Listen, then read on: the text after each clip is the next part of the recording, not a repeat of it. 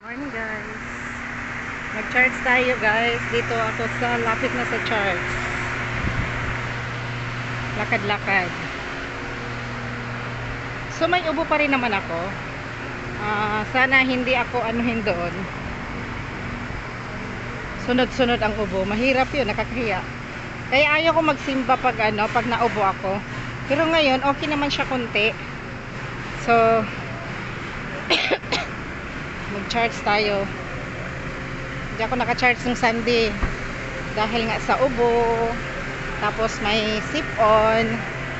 Ngayon okay na konti, mag-charge na tayo. Yan, nag-start na yung mass. Alas 11 yung start eh. Ano pa yan? Let's go guys, charge time.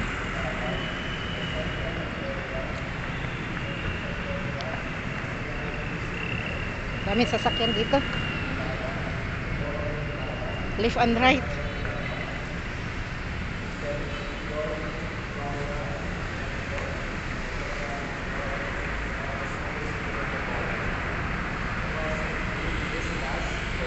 Ka-start lang.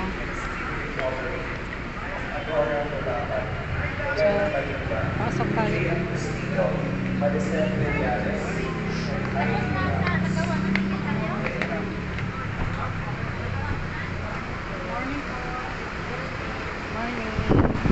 Mag-start pa lang. Good morning. Mag-start pa lang guys. Di pa nag-start. So hanap tayo ng upuan.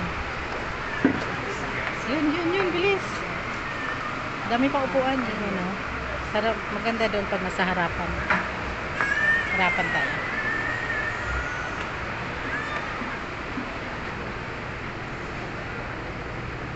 Yung malapit-lapit. Hindi ka ba na? Sorry. Sorry. Ayan, mag-start pa lang guys. So, okay. Mag-start pa lang. Third Sunday of Lent. Third Sunday of Lent.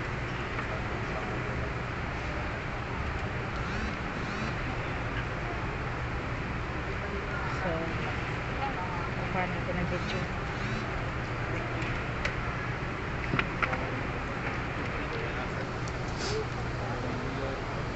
Third Sunday, lapit ng St. Michael's uptown. So hindi pa nag-start ang mass.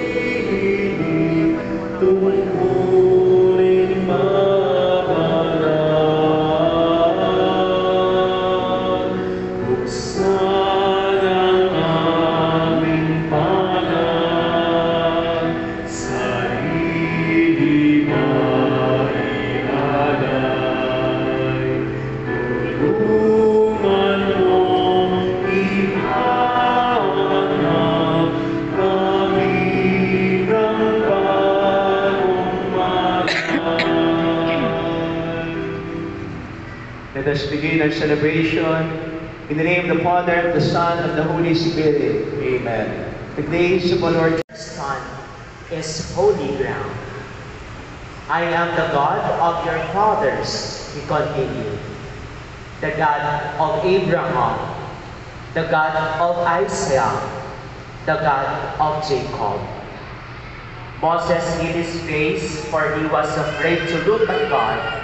But the Lord said, I have witnessed the affliction of my people in Egypt, and have heard their cry of complaint against their slave drivers. So I know well what they are suffering. Therefore, I have come down to rescue them from the hands of the Egyptians and lead them out of the land into good and spacious land, a land flowing with milk and honey. Moses said to God, but when I go to the Israelites and say to them, the God of your fathers has sent me to you, if they ask me, what is his name? What I am going to tell them? God replied, I am who am. Then he added, this is what you shall tell to the Israelites. I am sent me. They did. Do not grumble as some of them did, and suffered death by the destroyer. These things happened to them as an example, and they have been written down as a warning to us, upon whom the end of the ages has come. Therefore, whoever thinks he is standing secure should not take care not to fall. The word of the Lord.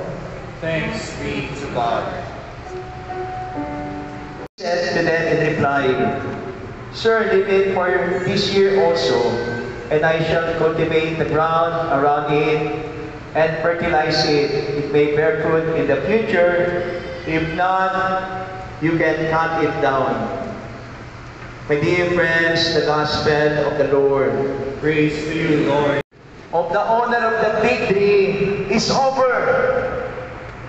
Nasagad na yung kanyang paghihintay. He was waiting, he was hoping for 3 years that the tree will bear fruit. But the tree failed him. That's why his judgment, it should be cut down because it only exposed the soil.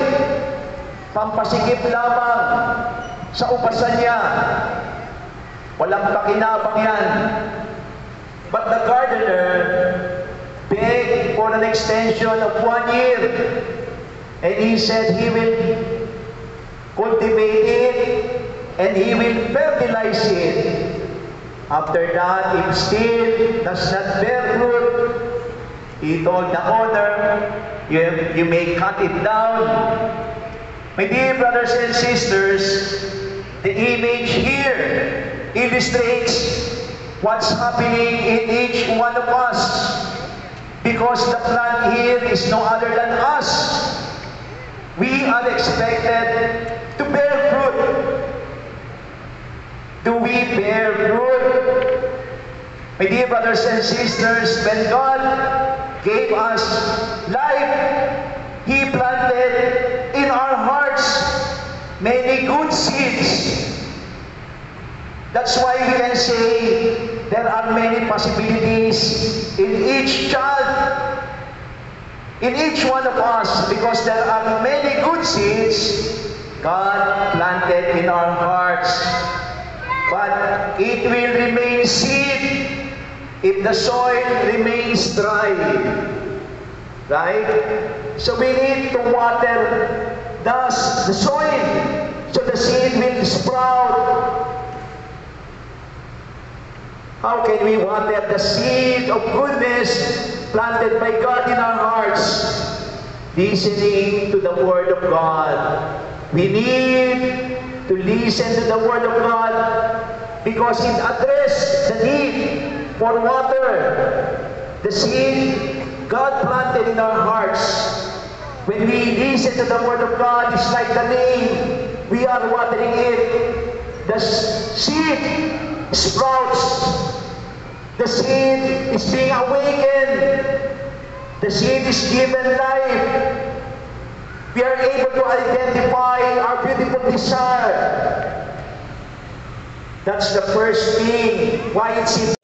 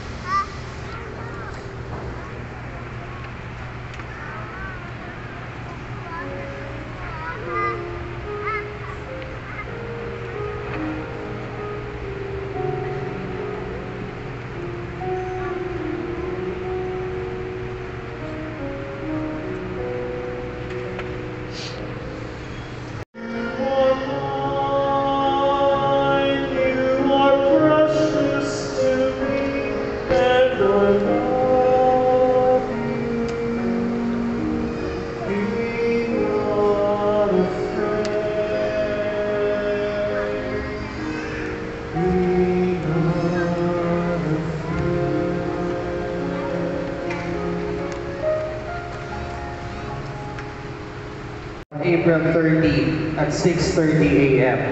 It will be followed by a procession to St. Michael the Archangel Church and the Holy Mass inside the church. Palm branches will be available for sale at our church patio on April 12, Saturday afternoon, and on April 13, Palm Sunday. Proceeds of this fundraiser will be the parish social service activities. There will be blessing of palm branches in all masses on Palm Sunday. Kindly note that the last two masses here in the church will be adjusted to 5:30 p.m. and 7 p.m. for the Palm Sunday celebration. Third, we are accepting registration for First Holy Communion for children 9 years old and above. Please register and submit a copy of the child's baptismal certificate to the parish office.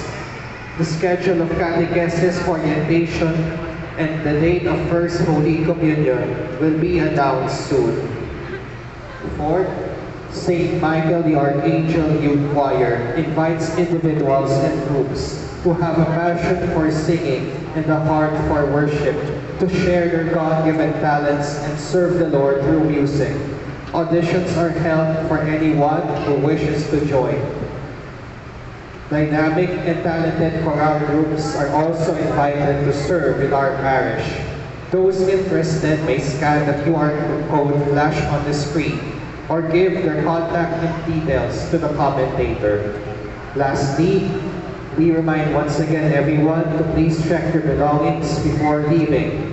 Please help maintain the cleanliness of our church and its surroundings by putting your trash and waste bins outside the church. Thank you, and may God bless you through His holy angels. Please stand. We are expected to bear fruit of goodness because God planted seed of goodness in our hearts.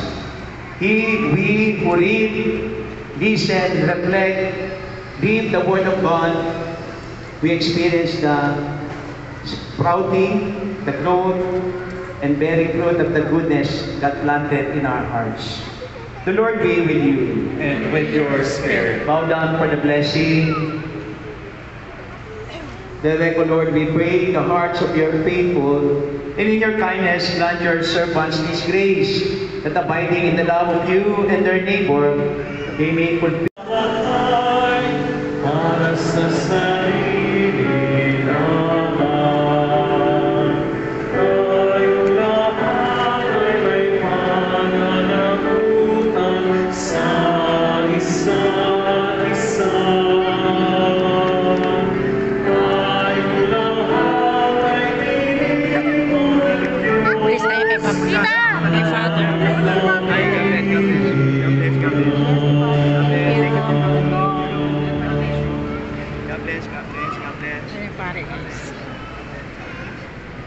God bless sa inyo.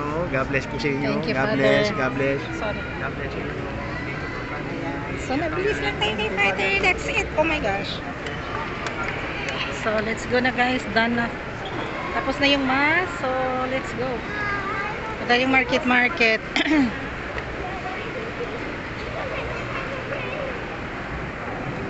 Tayong lahat ay inaalam. Done mass.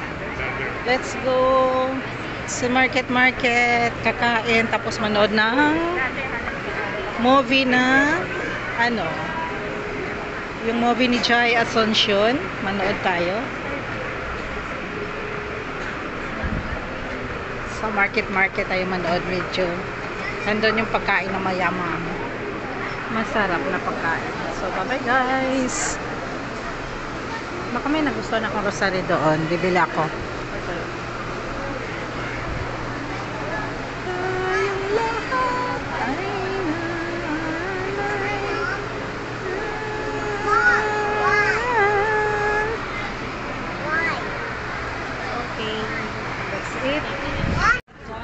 So let's go guys. Tapos na yung mesa. Sobrang init. So mayroon akong mask dito. Kasi mayroon akong ubo. Aba, nawala naman yung ubo ko. Buti hindi siya umaano. Ayun, taho. Parang gusto kong kumain ng taho. Feeling lang kakain ng taho. So bye-bye muna guys.